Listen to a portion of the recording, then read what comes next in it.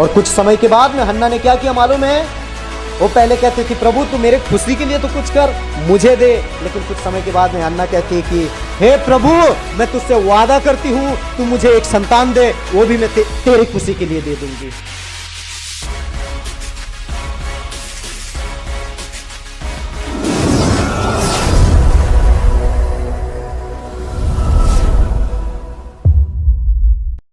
परमेश्वर के खुशी के लिए जीवन जीना। बोलिए परमेश्वर के लिए जीवन जीना। कितने लोग हैं परमेश्वर के खुशी के लिए जीते हैं? सब लोग जीते हैं? उसकी खुशी के लिए जीवन जीना चाहेंगे? क्या आप बोलेंगे नहीं ब्रदर बस हो गया, हम अपने पति का नहीं झेल पाते तो परमेश्वर का क्या झेलेंगे? ये तो नहीं है ना। मैंने एक बार प्रीच किया था इस विषय में, तो मुझे ऐसा लगा कि आज भी मैं आप लोग के सामने वचन को रखूं। आइए हम सभी बाइबल ओपन करेंगे। आज का वचन का टाइटल क्या है? परमेश्वर की खुशी के लिए। हाँ, अब आज मालूम पड़ेगा हम कितने लोग खुशी के से जीते हैं या दुखी से जीते हैं ना। ओके, ओपन कीजिए मत्ती 6 अध्याय, सभी निकालिए 6 अध्याय। सभी लोग बाइबल ओपन कीजिए, उसके बाद हम स्टार्ट करेंगे।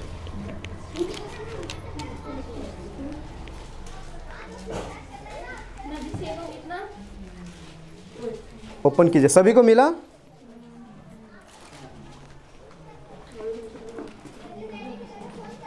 नौ 10। हाँ पढ़िए। अंत तुम इस रीति से प्रार्थना किया करो, हे हमारे पिता तू जो स्वर्ग में है, तेरा नाम पवित्र माना जाए, तेरा राज्य आए, तेरी इच्छा जैसे स्वर्ग में पूरी होती है वैसे पृथ्वी पर भी हो। बोलिए आमीन। आमीन। नेपाली में पढ़िए, नेपाली में है किसी के पास? तर तिमीहरू चाहिँ यस किसिमले प्रार्थना गर, हे हाम्रा पिता जो स्वर्गमा हुनुहुन्छ, तपाईँको नाम पवित्र होस्, तपाईँको राज्य होस्, तपाईँको इच्छा जस्तो स्वर्गमा छ त्यस्तै यस पृथ्वीमा पुरा होस्। मराठी में पढ़िए, है मराठी बाइबल पढ़िए। असं तुम्ही ह्या प्रकारे प्रार्थना करा, हे आमच्या स्वर्गातील पित्या, तुझे नाव पवित्र मानले जावो, तुझे राज्य येवो, जसे स्वर्गात तसे पृथ्वीवरही तुझ्या इच्छेप्रमाणे हो। इंग्लिश है, इंग्लिश लाए, पढ़ो, इंग्लिश पढ़ो, जोर से पढ़िए।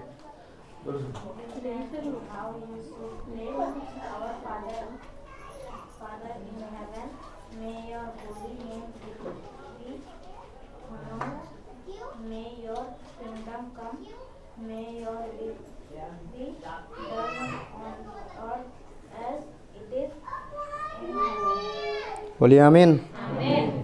हालेलुया। परमेश्वर के खुशी के लिए जीवन जीना, यानी कि परमेश्वर की खुशी के लिए जीना। बाइबल में लिखा है, यीशु मसीह अपने चेले को यहाँ पर प्रार्थना सिखा रहे हैं। मत्ती 6 अध्याय 9 और 10 हम वचन को पढ़ेंगे तो बाइबल में लिखा है, तुम इस प्रकार प्रार्थना करना, हे हमारे पिता तू जो स्वर्ग में है, तेरा नाम पवित्र माना जाए, तेरी राज्य आए, तेरी इच्छा जैसे स्वर्ग में पूरी होती है वैसे ही इस पृथ्वी पर भी पूरी हो। हालेलुया। क्या प्रार्थना सिखाया चेलों को यीशु मसीह ने? हे हमारे पिता तू जो स्वर्ग में है, तेरा नाम, तेरी राज्य आए, है ना, तेरी इच्छा जैसे स्वर्ग में पूरी होती है वैसे इस पृथ्वी पर भी। अभी उसकी इच्छा क्या है?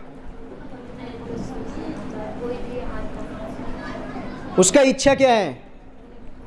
हम कैसा जीवन जिए? उसका इच्छा क्या है? बोलिए, एक एक लोग बोलिए, उसकी इच्छा क्या है यीशु का? परमेश्वर की इच्छा वही कि कोई भी आत्मा नाश ना हो, हाँ, मुझ पर विश्वास करके अनंत जीवन पाए। एक व्यक्ति को प्रसन्न करने के लिए आप क्या करते हो मालूम है? उसके पसंद की जीवन जीते हो। बाइबल में लिखा है उसकी मर्जी पूरी हो, उसकी इच्छा पूरी हो, आप अपने बच्चे को इच्छा पूरी करने के लिए मेरे भाइयों आप दिन रात मेहनत करके उसको आप खुशी करते हैं, ताकि वो कभी नाराज ना हो, कभी दुखी ना हो, कोई किसी के सामने हाथ ना फैलाए। याद रखना, बाइबल में लिखा है कि उसकी मर्जी पूरी हो। इसका मतलब क्या मालूम है? हम उसकी खुशी के लिए जीवन जिए। उसकी खुशी किस में मालूम है? हम उसके वचन के द्वारा अपने जीवन को जिए। हालेलुया। आपको पता है बाइबल में एक व्यक्ति है जो परमेश्वर के खुशी के लिए जीता था, उसका नाम हनोक है। आपको पता है बाइबल में सबसे पहला व्यक्ति था वो परमेश्वर के खुशी के लिए जीता था, उसका नाम हनोक है। और वो परमेश्वर के साथ में 3 साल चला मेरे भाइयों। और हनोक कौन है आज मैं आपको बताना चाहता हूं। यदि आप नहीं जानते तो आज सुनिए। हनोक एक आदम के 7वीं पीढ़ी से आया हुआ वो हनोक एक दास है परमेश्वर का। आप कितने लोग ये बात जानते हैं इब्राहिम से दाऊद तक कितने वंशवली था? कितना था? इब्राहिम से लेकर दाऊद तक कितना वंशवली था? जिस तरह आदम से लेकर हनोक तक मेरे भाइयों 7वां पीढ़ी था, उसी तरह इब्राहिम से लेकर दाऊद तक कितना वंशवली था? आप पढ़ सकते हैं बाइबल में, मैथ्यू 1 अध्याय उसमें लिखा है, आप पढ़ सकते हैं। 1 अध्याय के नीचे तक आप पढ़ेंगे तो उसमें पूरा टोटल दिया है। दाऊद तक 14 पीढ़ी थी। आप सभी लोग ध्यान दे रहे हैं ना वचन में? उसी तरह हनोक एक परमेश्वर के साथ में चलने वाला व्यक्ति था जो परमेश्वर को प्रसन्न करता था। और उसके विषय में बाइबल ऐसा गवाह देती है कि वो परमेश्वर की खुशी के लिए जीता था, परमेश्वर के साथ में चलता था। वो मरा नहीं, वो जीवित उठाया गया वो। हालेलुया। अभी कौन कलीसिया उठाए जाएंगे आप बताइए मुझे? कौन कलीसिया उठाया जाएगा? जो परमेश्वर की खुशी के लिए जीता है वो उठा लिए जाएंगे। हालेलुया। आज ये वचन में आपको प्रचार करने का मकसद ये नहीं है कि आप कुछ बनो, लेकिन आपको मैं ये सिखाना चाहता हूं कि आप परमेश्वर की खुशी के लिए जीना सीखो। आपने बहुत अपने लिए जिया होगा मेरे भाइयों, आपने बहुत अपने माता पिता हर एक के लिए आपने जिया, लेकिन आज एक निर्णय लो कि खुदा जिस तरह हनोक तेरे लिए जीता था, आज से मैं निर्णय लेता हूं आज मैं तेरे लिए जीऊंगा। मैं आपको सच कहता हूं मेरे भाइयों, यीशु मसीह ने जिस तरह अपने चेलों को प्रार्थना सिखाया, तुम इस प्रकार प्रार्थना करना, हे हमारे स्वर्गीय पिता, तेरा नाम पवित्र माना जाए, तेरी राज्य आए, जैसे तेरी स्वर्ग में इच्छा पूरी होती है ऐसे ही इस पृथ्वी में भी पूरी हो। इसका मतलब क्या मालूम है? हमारे द्वारा उस खुदा की मर्जी पूरी हो। यहां पर हनोक एक परमेश्वर के साथ में 3 साल तक उसने अपने जीवन को बिताया और कभी भी उसने परमेश्वर के खिलाफ, परमेश्वर के विरोध कोई काम नहीं किया, परंतु हमेशा वो परमेश्वर को उसने प्रसन्न किया। इब्रानियों में एक जगह में उसके विषय में गवाह देती है कि वो मरा नहीं परंतु उसको जीवित उठा लिया गया। और बाइबल में लिखा है कि हमेशा हनोक ने परमेश्वर को प्रसन्न किया था। एक व्यक्ति प्रसन्न कभी होता है जब आप उसके खुशी के लिए कुछ करते हो ना, तो बहुत आनंदित होता है। हनोक एक ऐसा व्यक्ति था, बाइबल में सबसे पहला व्यक्ति था, वो परमेश्वर की खुशी के लिए जीता था वो। और उसको परमेश्वर ने ऐसा छोड़ा नहीं, उसको जिंदा उठा लिया उसने। आप पढ़िए हनोक के विषय में, बाइबल में गवाह है उसके विषय में कि वो परमेश्वर की खुशी के लिए जी रहा था। परमेश्वर ने उसको छोड़ा नहीं, ऐसे उसको जिंदा उठा लिया गया। एक पहला व्यक्ति था वो परमेश्वर की खुशी के लिए जीता था। आप सेकंड में आएंगे, अब्राहम परमेश्वर की खुशी के लिए जीता था। अगर आप पुराने करार में देखेंगे तो हन्ना भी उसके लिए जी थी वो। आपको पता है हन्ना ने किस तरह प्रार्थना किया था? पहले तू मुझे बेटा दे, बेटा दे, बेटा दे। आपको पता है कुछ साल के बाद में हन्ना ने अपनी प्रार्थना लाइफ ही चेंज कर दिया उसने। पहले कहती थी तू मेरे लिए कुछ कर, मेरे खुशी के लिए कुछ कर, लेकिन परमेश्वर ने कुछ समय प्रार्थना नहीं सुना। एक समय आया वो बहुत निराश होकर एक मंदिर में जाके बैठ गए और वहां का याजक कहता है क्या तू दारू पी के आई है? और हन्ना कहती कि नहीं, मैं ड्रिंक मैंने नहीं किया, मैं बहुत दुखी हूं, परमेश्वर ने मेरी प्रार्थना को नहीं सुना। और कुछ समय के बाद में हन्ना ने क्या किया मालूम है? वो पहले कहती थी प्रभु तू मेरे खुशी के लिए तो कुछ कर, मुझे दे। लेकिन कुछ समय के बाद में हन्ना कहती है कि हे प्रभु मैं तुझसे वादा करती हूँ तू मुझे एक संतान दे, वो भी मैं तेरी खुशी के लिए दे दूंगी। हालेलुया। वो क्या कहते प्रभु तू मुझे एक संतान दे, मैं वादा करती हूँ तुझे, वो भी मैं तुझे रिटर्न दे दूंगी। और आप पूरी इस हन्ना के जीवन से आप पढ़ोगे, कुछ समय के बाद में उसको एक बेटा हुआ। अब पुराने नियम में हर एक को देखिए, हर किसी को बेटा ही हुआ है पहले। अब्राहम को क्या हुआ? हन्ना को, मरियम को क्या हुआ था?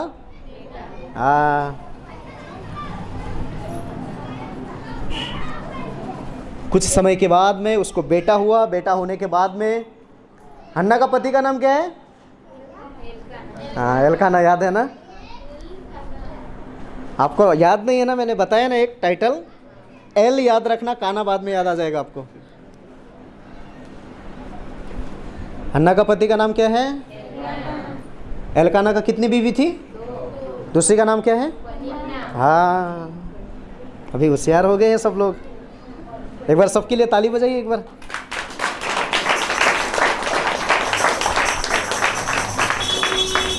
जब हन्ना अपने जीवन में उसने एक संतान को प्राप्त किया उसने, और बाइबल में लिखा है 8 दिन के बाद वो परमेश्वर के भवन में लेके गई। और कुछ समय के बाद में उसके पति कहता है कि चलो हम मंदिर में जाएंगे, प्रभु के भवन में। और हन्ना कहते कि नहीं, अभी बच्चा छोटा है, इसको बड़ा करना है, सब कुछ करना है, उसके बाद में मैं परमेश्वर के चरणों में समर्पित कर दूंगी इसे।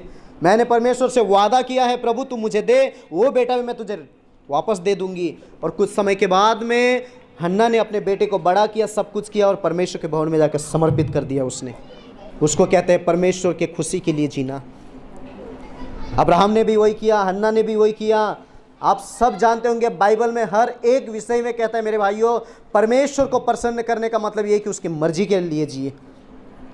आज हम कितने लोग यहाँ पर बैठे हैं, हम कहते हैं कि हम अपने लिए जीते। याद रखना, जो व्यक्ति कहता है मैं मेरे लिए जीता हूँ, आपको सच कहता हूँ, बाइबल में लिखा है जो अपने आप को बचाएगा उसे नाश किया जाएगा, जो खुदा के लिए नाश होगा उसे बचाया जाएगा। इसके लिए मेरे भाइयों परमेश्वर की खुशी के लिए जीना हमें बहुत ज़रूरी है। आज हम सोचते हैं जब हम परमेश्वर के लिए जीना स्टार्ट करेंगे तो हमारा परिवार कैसा चलेगा, हमारा संसार कैसा चलेगा। मैं आपको ये नहीं कह रहा हूँ कि आप काम छोड़ के प्रभु के पीछे दौड़ो, मैं ये सिखाना चाहता हूँ उसकी मर्जी को पूरा करो। उसकी मर्जी क्या है? मैं पवित्र हूँ, मुझे पुकारने वाले भी तुम पवित्र बनो। वो कहता है कि तुम इस प्रकार प्रार्थना करो, मेरे जैसी इच्छा स्वर्ग में पूरी होती है पिता की, वैसे ही तुम इस पृथ्वी पर भी पूरी करो। हमारे कारण परमेश्वर का नाम पवित्र ठहरता है, हमारे ही कारण परमेश्वर का नाम अपवित्र ठहरता है। जो व्यक्ति परमेश्वर के खुशी के लिए जीता है मेरे भाइयों, उनके जीवन में दुख आएंगे। बाइबल में कहीं नहीं लिखा है जो व्यक्ति परमेश्वर के पीछे चलता है उसको दुख नहीं आएंगे। वो दुख आएंगे लेकिन वो कुछ समय के लिए है। वो जब आपके जीवन से वो खुदा हटाएगा ना, वो दोबारा लौट कर नहीं आएंगे। क्यों मालूम है? क्योंकि बाइबल में लिखा है जो परमेश्वर वादा करता है ना वो पूरा करता है। अब्राहम से अधूरा वादा छोड़ा उसने। क्या वादा किया था? मैं तुझे आने वाले दिन एक पुत्र दूंगा। सारा उसके सामने हंसी थी, उसको विश्वास नहीं हो रहा था मेरा इतना ज़्यादा उम्र हो गया, मुझे कैसा बेटा हो सकता है। और परमेश्वर ने कहा तू हंसी सारा? सारा क्या कहती? नहीं प्रभु मैं नहीं हंसी। और परमेश्वर कहता है कि आज तू अविश्वास से हंसी है ना, आने वाले दिन में तू विश्वास के द्वारा हंसेगी, और तू उसका नाम इसहाक रखना। इसहाक का मतलब है खुशी। आज आप निर्णय लीजिए, आज यहाँ पर आए हैं ना, खुदा से कहिए प्रभु मैं निर्णय लेती हूँ, मैं निर्णय लेता हूँ आज कि मैं तेरी खुशी के लिए जीऊँगा।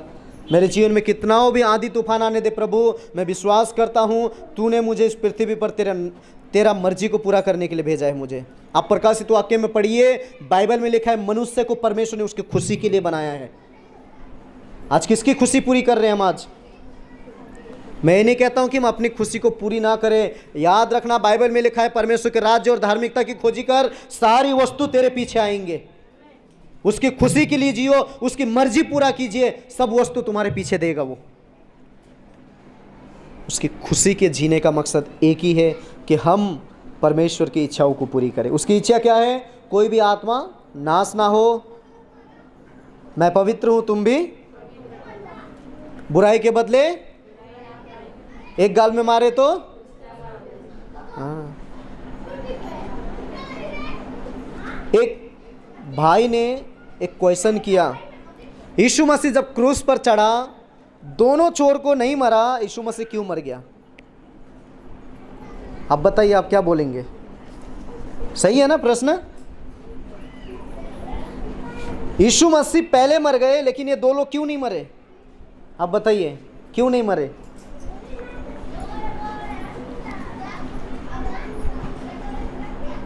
थोड़ा थोड़ा खोलेंगे मुंह, क्यों नहीं मरा? येशू ख्रिस्टको जीवनमा परमेश्वरको योजना थियो। पहिलेदेखि यो यिर्मियाद्वारा त्यो अगमवक्ताले चाहिँ पहिले नै भविष्यवाणी गरेको थियो कि योजना यति मर्यो।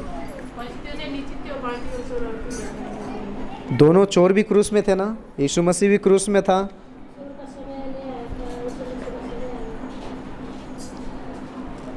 अच्छा सवाल किया भाई ने। जब दोनों को आजू बाजू में क्रूस में चढ़ाया है, यीशु मसीह भी बीच में है, तो दो चोर क्यों नहीं मरे? यीशु मसीह पहले क्यों मर गया? देखिए आज दुनिया, बताइए कुछ आप सब पढ़े ना लूका का अध्याय? अब कुछ बाइबल में से आज बहुत लोग प्रश्न कर रहे हैं। मैं जहां तक आपको मैं बताना चाहता हूं, आपको पता है यीशु मसीह जब पृथ्वी पर थे, उनको क्रूस पे चढ़ाने से पहले आधा मौत उनका इस पृथ्वी पर ही हो गया था। आप कितने लोग जानते हैं ये बात? उनको जब 39 कोड़े मारे गए, क्रूस पर नहीं, नीचे ही मारा था। सिर पे कांटे का मुकुट, सिर्फ क्रूस पे नहीं, नीचे ही चढ़ाया गया उनको।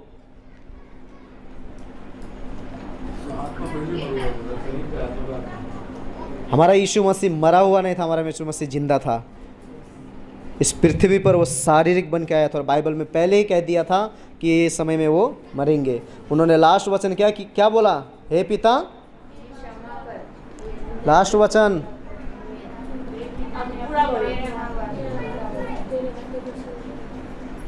क्या हुआ?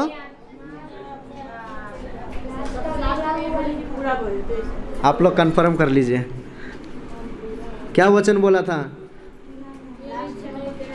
मैंने गुरुवार को वचन दिया था ना, 7 वचन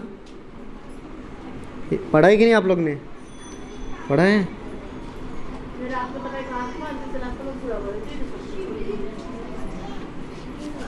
मेरी आत्मा तेरे हाथ में देता हूं पूरा। अब सोचिए, एक व्यक्ति क्रूस पर चढ़ता है तो उसका हाल क्या होता है? क्योंकि यीशु मसीह इस संसार में वो शारीरिक में थे, वो मारे गए, गाड़े गए, लेकिन मृत्यु से वो जी उठे। वो लोगों के वहाँ के नज़र में मरे हुए थे, लेकिन खुदा के साथ में वो जीवित थे। हालेलुया। परमेश्वर की खुशी के लिए जीना मेरे भाइयों, मैं आपको आज इस वचन के द्वारा मेरे पास कुछ बड़ा नहीं है, लेकिन आज आपको एक छोटे तरीके से मैं अपने जीवन से मैंने जो खुदा से मैंने सीखा है वो आपको बताना चाहता हूँ। प्रभु की खुशी के लिए जब हम जीना चाहते हैं, हमारे जीवन में बहुत परीक्षाएं, हमारे अपने लोग हमें टॉर्चर करते हैं कि तू अभी ये हो गया, हलाना हो गया, फलाना हो गया। और याद रखना, एक बात आपको मैं कहना चाहता हूँ, कभी दूसरों के सामने अपने आप को सच्चा मत कीजिए। वो कहते हैं ना, उन्हें कहने दो, एक दिन खुदा न्याय करेगा। अगर हम अपने आप को सच्चा साबित करने के पीछे दौड़ेंगे ना, जिंदगी निकल जाएगा, लेकिन हम खुदा के लिए जी नहीं पाएंगे। इस पृथ्वी पर ऐसे लोग हैं जो लोग आपको दोष दिन प्रतिदिन लगाएंगे, लेकिन आप जब खुदा के लिए जीना स्टार्ट करोगे, शैतान किसी न किसी के द्वारा आपके जीवन में वो काम करेगा। अब एक याद बात रखना कि हमेशा मेरे भाइयों, जब आप एक निर्णय लेते हो कि आज के बाद मैं प्रभु के लिए जीऊंगा, उसके साम से शैतान और आपके दिमाग आपसे बात करना स्टार्ट करते हैं। ये कैसे होगा? अब क्या होगा? मैंने निर्णय तो ले लिया, मैं प्रभु के लिए जीऊंगा, लेकिन मैं कैसे जी पाऊंगा? याद रखना, अगर आपके मन में 2 विचार आ रहे हैं तो हमेशा आप समझ जाना एक विचार शैतान की तरफ से है। क्योंकि खुदा हमें जो रास्ता दिखाता है वो गड़बड़ की आत्मा नहीं, परमेश्वर ने हमें सामर्थ की आत्मा दिया है। जिस तरह हन्ना जीती थी, परमेश्वर के लिए वादा किया उसने, मैं वादा करती हूँ प्रभु तू मुझे दे, मैं तुझे दे दूंगी। आज कितने लोग ये प्रार्थना करते हैं? जिसके पास नौकरी नहीं है, कितने लोग ये प्रार्थना करते हैं, हे खुदा मैं वादा करती हूँ तुझसे, वादा करता हूँ तुझसे, तू मुझे नौकरी लेके दे, सारी इस नौकरी के दौरान मैं तुझे सारी आदर महिमा मैं तुझे दूंगा। उसको कहते हैं परमेश्वर की खुशी। और जो परमेश्वर का खुशी रहता है उसमें प्रभु हमें आशीष करता है। आज बहुत लोग इस वचन को लेके कोट करते हैं, अब्राहम को परमेश्वर ने बहुत साई के आशीष दिया। आपने अब्राहम के आशीष को देखा है? अब्राहम ने जो निर्णय लिया था उसको देखा आपने? आज बहुत लोग कहते हैं अब्राहम इसहाक याकूब के परमेश्वर, उसे पता है, वो भी कहता है कि मैं जानता हूँ मैं अब्राहम इसहाक के याकूब के परमेश्वर हूँ। कहते हैं प्रभु जो तूने अब्राहम को आशीष दिया तू मुझे भी दे। परमेश्वर कहेगा अब्राहम ने जो निर्णय लिया तू भी ले। अब्राहम के जैसा निर्णय नहीं लेना है, अब्राहम के जैसा दुख नहीं उठाना है, लेकिन अब्राहम का जैसा हमें आशीष की तरह बनेंगे। कितने लोग हैं बनेंगे? यीशु मसीह ने दुख उठाया, हमें भी उठाना है। यीशु ने ये नहीं कहा कि ये वो दूसरा क्रूस उठाओ, यीशु ने क्या कहा? तुम मेरा क्रूस उठाओ, क्योंकि वो क्या है? मेरा क्रूस उठाओ। वो क्रूस क्या है? सहज है वो। यीशु ने नहीं कहा कि तुम लोखंड का क्रूस उठाओ, उसने कहा मेरा क्रूस उठाओ। दिन प्रतिदिन प्रार्थना में अपने जीवन बिताओ और तुम मेरा क्रूस उठाकर दिन प्रतिदिन आगे बढ़ो। जो मेरे पीछे आना चाहता है वो पीछे मुड़कर ना देखे। हमेशा परमेश्वर की खुशी के लिए जीने वाला व्यक्ति कभी पीछे मुड़कर नहीं देखता है। चाहे दुख आए, चाहे तकलीफ आए, कोई भी हालत में क्यों ना हो, हमेशा वो प्रभु की योजनाओं पर चलता है। अब सोचिए, मूसा के आगे लाल समुद्र आया था, मूसा ने क्या किया? पीछे मुड़कर भागा? किससे दुआ किया? परमेश्वर से बातें किया। और परमेश्वर ने क्या कहा? मूसा लाठी लेकर मार जमीन में। समुंदर रास्ता निकाला कि नहीं? समुंदर को जिसने दो भागा, हम लोग गाना गाते हैं ना, समुंदर को जिसने दो भागा कि नहीं? दो भाग किया और बीच में रास्ता बनाया। अभी हम लोग क्या कर रहे हैं मालूम है? दो रास्ता एक ही बना देते हैं हम लोग। परमेश्वर ने क्या किया? दो भागा, रास्ता बनाया, लेकिन हम लोग क्या कर रहे हैं? दो रास्ता एक ही बना देते हैं। उधर से मत जाओ, इधर से ही जाओ। इसके लिए मेरे भाइयों, जब हम प्रभु के लिए जीते हैं ना, तो अपने जीवन को निहालना सीखें, क्या मैं उसकी मर्जी को पूरा कर रहा हूँ? आज बहुत लोग संसार की योजनाओं पर चलते हैं, लेकिन आज मैं आपको बताना चाहता हूँ प्रभु की मर्जी के लिए जिए। जब यीशु मसीह अपने चेलों को प्रार्थना सिखाता है, उसका अर्थ क्या है? तुम हमेशा उसकी मर्जी को पूरा करो। आज बहुत लोग इस प्रार्थना में ध्यान नहीं देते।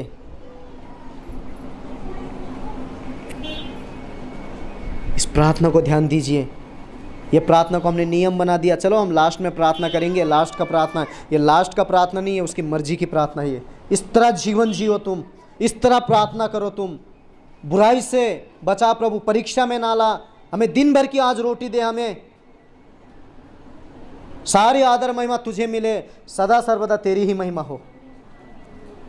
क्या आप सुबह से शाम तक उसकी महिमा करते हो? अपने आप को सोचिए, क्या मैं परमेश्वर की खुशी के लिए जी रहा हूं या नहीं? हालेलुया। जी रहे हम सब अभी?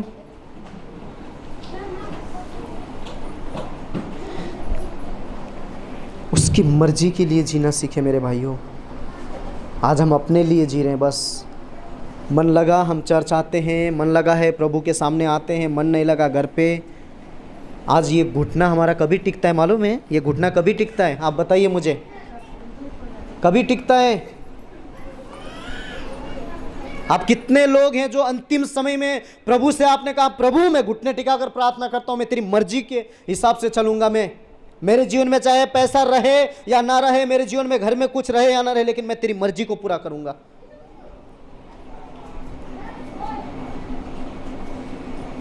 कितने लोग हैं आज घुटने में आकर प्रार्थना करते हैं, प्रार्थना करने के लिए समय नहीं है हमारे पास, लोगों की बुराई करने के लिए हमारे पास समय है। आज देखिए घर घर में, आज आप जाके देखिए, सास बहू के विषय में, बहू सास के विषय में, बाप बेटे के विषय में, बेटे बाप के विषय में बुराइयां कर रहे हैं एक दूसरे की, लेकिन खुदा के सामने संबंध बनाने का समय नहीं है उनके पास।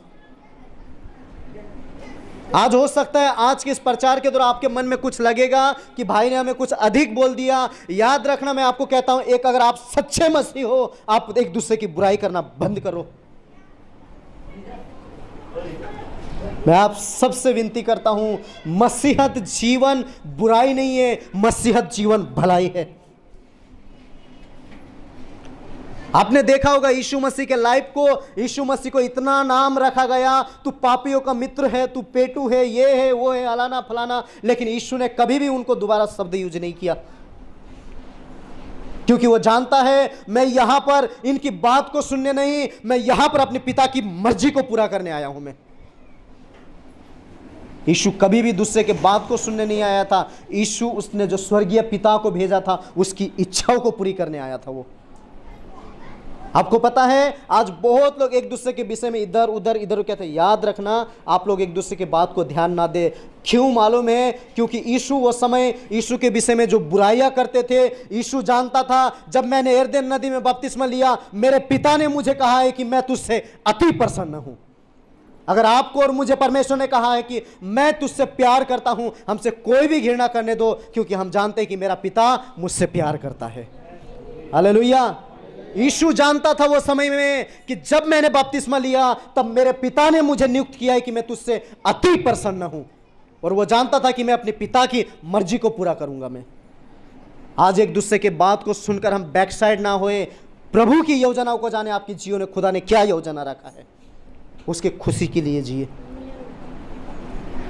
हालेलुया।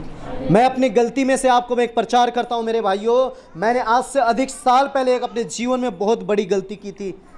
आज बहुत लोग अपनी गलती को बताने के लिए डरते हैं ना। मैं आपको सच कहता हूं, अगर मेरी गवाही के द्वारा आज आप कुछ सीखते हो तो आप प्रभु खुशी के लिए जियोगे। आप, मुझे ये चिंता नहीं है कि आप मेरे विषय में क्या सोचोगे, मुझे उससे कुछ मतलब नहीं है, लेकिन मैं ये सोचता हूं कि मेरी गलती की द्वारा आप प्रभु के वचन के कुछ सीखो। आपको पता है, आज से अधिक साल पहले जब मैं वचन को बनाता था, मैं प्रचार को तैयार करता था मेरे भाइयों, मैं ऐसा वचन तैयार करता था कि मैं सोचता था कि मैं क्या वचन प्रचार करूं तो लोगों को खुशी मिले। लेकिन कुछ समय के बाद में परमेश्वर ने मुझे दर्शन दिया और मैंने उस दिन से प्रचार चेंज किया। मैं अभी ये प्रचार बनाता हूं कि लोग खुशी हो या ना हो, लेकिन मैं जो प्रचार करूं उस प्रचार से मेरे परमेश्वर को खुशी होना चाहिए। हालेलुया। आप भी निर्णय लीजिए, मेरे बारे में लोग कुछ भी कहने दो, लेकिन मैं ऐसा जीवन जीऊंगा जो मेरे मसीह को पसंद है, जो मेरे प्रभु को खुशी मिले। आज बहुत लोग हम लोगों को खुश करते हैं, लेकिन जो खुदा ने हमें यहाँ रखा है उसको खुश नहीं कर रहे। बाइबल में लिखा है, इब्रानियों में कहता है कि परमेश्वर को विश्वास भी न प्रसन्न करना असंभव है।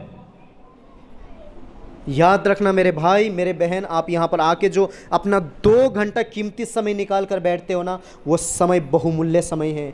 आज यहाँ पर आप आए हो, कुछ सीख कर जाओ, कुछ खुदा को लेकर जाओ उसके अपने साथ में। अपने जीवन कभी भी इस तरह ना देखे कि यहाँ पर आने के बाद में हमारा जीवन अच्छा होना चाहिए। याद रखना, सबसे बड़ी सेवकाई आपको मैं देना चाहता हूं, यहां पर आके पवित्र जीवन जीना सेवकाई नहीं है। जब यहां से आप नीचे उतरते हो तब आपका वो सेवकाई है। आपका जीवन कैसा है, आपका स्वभाव कैसा है एक व्यक्ति के साथ में, उसको कहते हैं सेवकाई। यहां पर आके प्रचार करना, यहां पर करके आराधना करना, यहां पर आके बैठना, वो सेवकाई नहीं है। इससे आप नीचे उतरते हो ना, आपका स्वभाव ही आपको परमेश्वर से मिलाएगा। हालेलुया।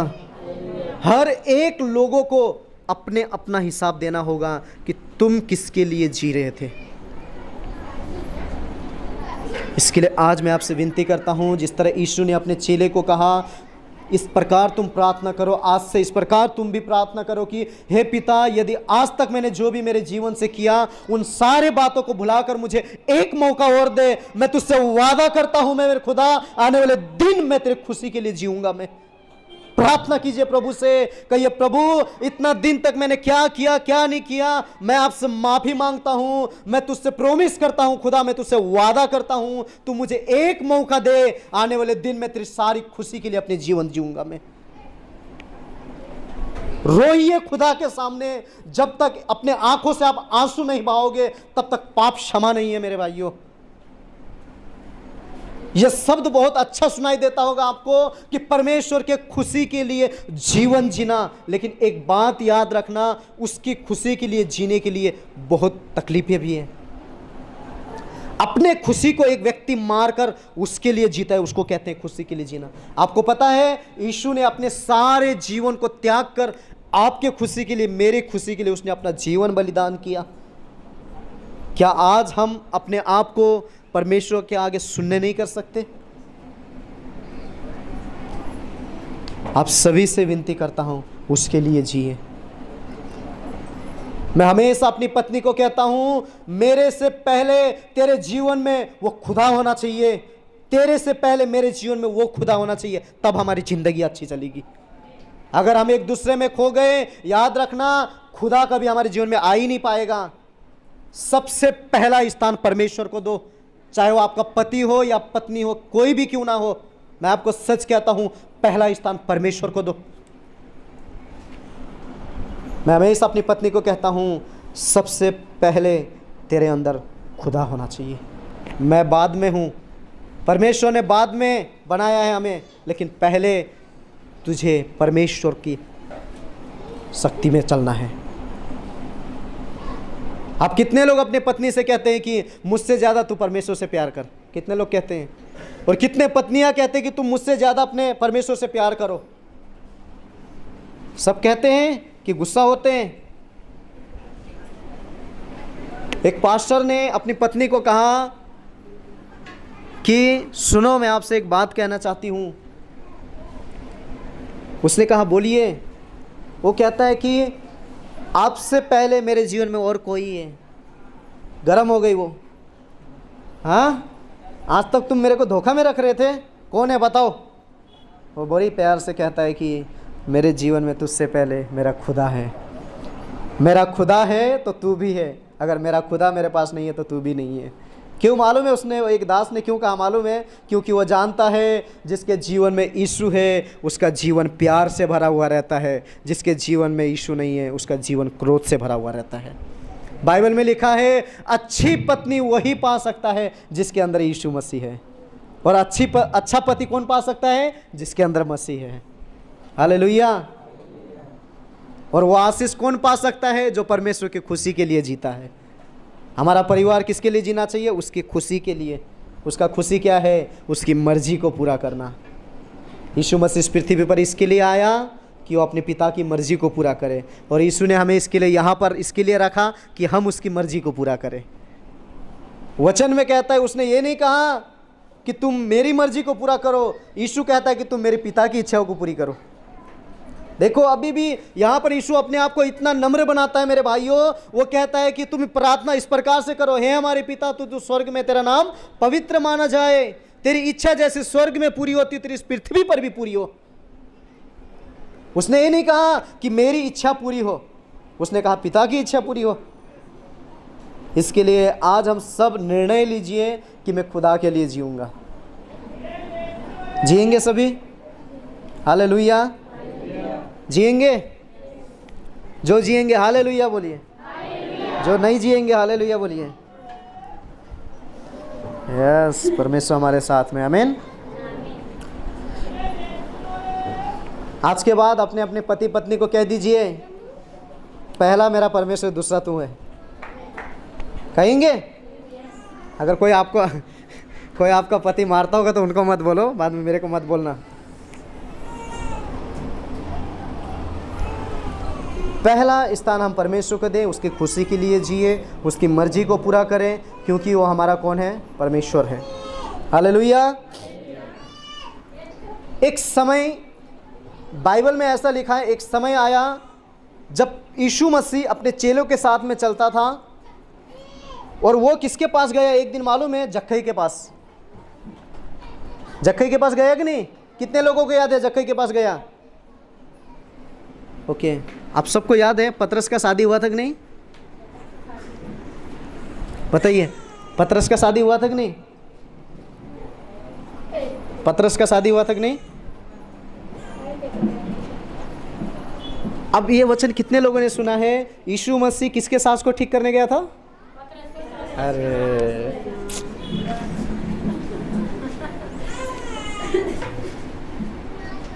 ना, वचन को ध्यान से सुनिए। अभी मैं पूछ रहा हूँ पतरस का शादी हुआ था कि नहीं हुआ था? आप बोलते पता नहीं, लेकिन ठीक किसको करने गया था वो? शादी किया तभी तो सास बनी ना। अरे बाइबल में लिखा है एक व्यक्ति था, उसका नाम जक्कई। यीशु मसीह वहाँ पर गया और आपको पता है बहुत लोगों ने कहा कि ये पापियों के साथ में बैठा है। जैसे यीशु मसीह उनके घर पे गए और बाइबल में ऐसा लिखा है कि जक्कई कहता है, प्रभु मैंने जिस से लिया है उनको मैं लौटा दूंगा, वापस कर दूंगा उनको मैं। और आपको पता है वहां पर जाके यीशु ने कुछ नहीं कहा, केवल उनके घर पे गए और जक्कई ने अपने आप में महसूस किया होगा जहां तक, और उसने एक निर्णय लिया कि प्रभु मैंने जिस से लिया उसको मैं दोबारा रिटर्न कर दूंगा। और यीशु ने क्या कहा मालूम है? नीचे क्या कहा? आज इस घर में ये भी किसके संतान है? आप सोचिए, जक्कई ने दिया था, दिया। बड़ी ध्यान से पढ़िए इस वचन को जाके घर पे। जक्कई ने क्या कहा था? मैं दे दूंगा। दिया तो नहीं था ना?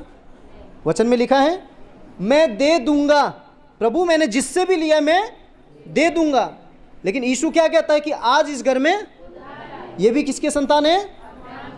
आप मुझे बताइए, जक्कई ने दिया ही नहीं तो यीशु मसीह ने क्यों कहा कि आज इस घर में उद्धार आया है? हाँ, क्योंकि उसने क्या लिया मालूम है? एक निर्णय लिया उसने कि खुदा मैं सच कहता हूँ, आज के बाद मैं सबको रिटर्न कर दूंगा। और जक्कई के हृदय को यीशु ने देखा कि सच में इसने अपने मन से कहा है। इसके लिए मेरे भाइयों, आप भी जब कभी अपने मन से जो बात कहते हो ना कि प्रभु मैं आपके लिए जीऊंगी, आपके लिए जीऊंगा, तेरी मर्जी को मैं पूरा करूंगा, परमेश्वर बड़ी आनंद के साथ में आपके कंधे में हाथ लगा के आपको शाबाशी देता है। एक परमेश्वर के दास ने जो प्रभु में आज सो गए हैं, उन्होंने प्रचार किया एक कलीसिया के अंदर में, और आपको पता है प्रचार खत्म होने के बाद में थर्ड बेंच में यीशु मसीह उनको ऐसा हाथ दिखाता है। उन्होंने प्रचार किया, प्रचार खत्म होने के बाद में यीशु मसीह तीसरे नंबर के टेबल में बेंच में बैठ के वहाँ से यीशु मसीह हाथ दिखाते हैं उनको। इसका मतलब क्या है? मैं तुझसे बहुत खुश हूँ। हालेलुया। आज कितने लोग हैं आप कहते हैं कि मैं परमेश्वर की आत्मा को महसूस करता हूँ। वो परमेश्वर का दास जब भी प्रचार करते थे, वो कलीसिया के अंदर परमेश्वर की आत्मा को मंडराते हुए देखते थे। और जब मीटिंग खत्म हुआ, एक दिन यीशु ने उनको स्वयं दर्शन दिया। तीसरे नंबर टेबल में बैठ के यीशु मसीह उनको हाथ दिखाते हैं कि मैं तुझसे बहुत खुश हूँ। और यीशु ये बात जानता था, जब कई लोग यीशु मसीह के बारे में बुराई करते थे, तू ये है, तू पापियों के साथ में बैठा खाया उठा, तेरा नाम पेटू है, ये हलाना फलाना कहा। लेकिन यीशु हमेशा ये बात जानता था, ये लोग मुझे क्या कह रहे हैं मुझसे उससे मतलब नहीं है, लेकिन मेरे पिता ने यरदन नदी में मुझसे कहा है कि तू मेरा प्रिय पुत्र है। हालेलुया। आप कितने लोग ये विश्वास करते हैं कि जिस दिन मैंने मसीह को ग्रहण किया उसी दिन मेरे खुदा ने मुझसे कहा है कि तू मेरा प्रिय पुत्र है। जो व्यक्ति इस बात को विश्वास करता है, वो व्यक्ति लोग 1000 बार आपको कहने दो, आप उसमें विश्वास नहीं करोगे। हालेलुया। जिस तरह अब्राहम, हनोक, हन्ना जिस तरह परमेश्वर के लिए जीते थे, सबसे पहला व्यक्ति कौन था परमेश्वर की खुशी के लिए जीने वाला? कौन था? थोड़ा आवाज निकालेंगे? कभी कभी मेरे को भी नींद आता है, थोड़ा आवाज तो निकालिए। कौन था पहला नंबर? दूसरा? तीसरा?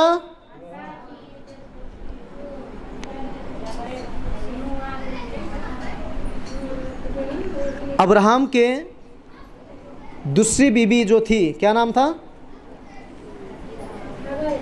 हाँ, आप लोग नाराज तो नहीं है ना मेरे से? मैं आप लोग को क्यों पूछ रहा हूँ, ताकि जो बात आपको पता नहीं मैं बताऊंगा, आप प्रभु के वचन को सीखें। क्या नाम था? हाजिरा। जीरा नहीं है, हाजिरा है ये तो। और जो एक और लड़का था इसहाक के बाद, उनकी दूसरी पत्नी का जो लड़का था उनका नाम क्या था? इस्माइल दीजिए एक बार, इस्माइल दीजिए, इस्माइल। दानियल भाई का इस्माइल बहुत अच्छा है ना, ये देखो इस्माइल। आपको पता है जब इसहाक होने के बाद में कुछ बड़ा हुआ इसहाक, उसके बाद में हाजिरा और इस्माइल उस यहोवा के घर को छोड़कर और कहीं चले गए।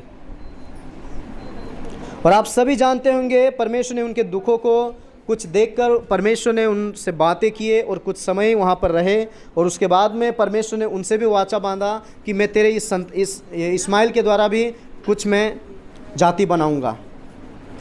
क्यों मालूम है? एक व्यक्ति जब परमेश्वर के लिए कुछ करता है ना, परमेश्वर उनसे वादा करता है। आप परमेश्वर से बात कीजिए। मैं आप सबको कहता हूँ, आज एक सलाह देता हूँ मैं आपको, जब आप परमेश्वर के लिए कुछ निर्णय लोगे ना, परमेश्वर आपसे बात करेगा।